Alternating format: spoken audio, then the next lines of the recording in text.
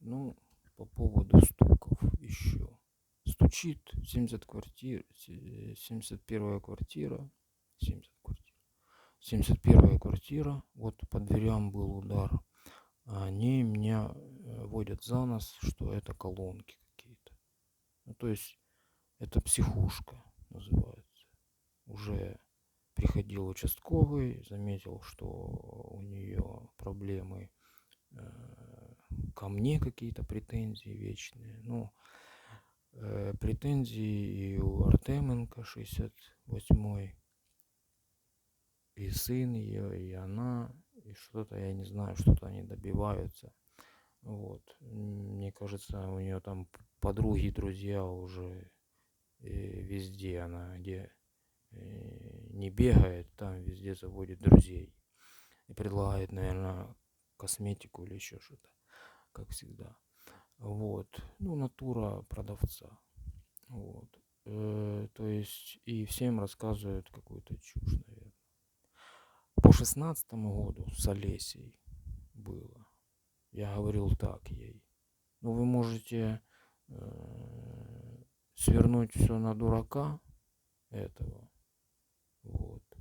Но я думаю, что вам это не поможет. Вот. Можете сделать меня тоже таким же, да?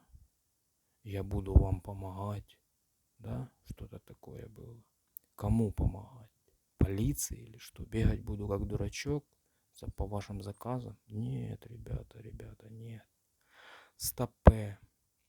Тут дело в том, что у вас проблемы в башке, блядь. Если у вас есть такой настрой, то значит вы понимаете, о чем я говорю. Лепить с мухи слона, ну, не надо.